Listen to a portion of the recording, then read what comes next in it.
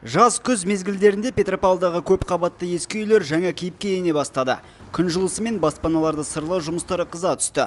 Қала әкімдігінің жоспарына сәйкес 70 үй боялуы тиіс. Бүгінде оның 42-сі дайын. Мир, Жамбыл, Жұмабаев, Сүтішев көшелерінен бөлік.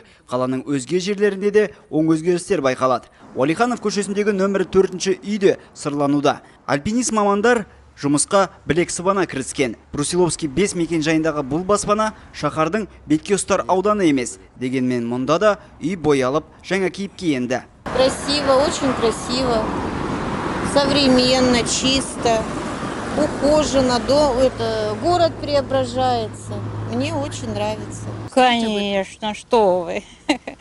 Город начинает преображаться. Крышу нам сделали, дом покрасили, я довольна всему. Юбилейный ықшам ауданындағы Жалел Қизатов көшесіндегі нөмірі 2-ші үйде қаланың сырлау жобасына енген баспаналардың бірі. Бәрімізге мәлім, бұл аумақ Петропавлдың орталық аймағы емес. Абаттандыру жұмыстары да осы жерде жүргізілуде. Стало очень красиво, ярко, город преобразился. Дома тоже, внешний облик тоже такой яркий обрел, красивый вид. Очень приятно ходить по городу. Очень нравится. В городе, да, дороги сейчас делают нормальные. Дома, много домов строится. Особенно въездная сторона со стороны Пестрого.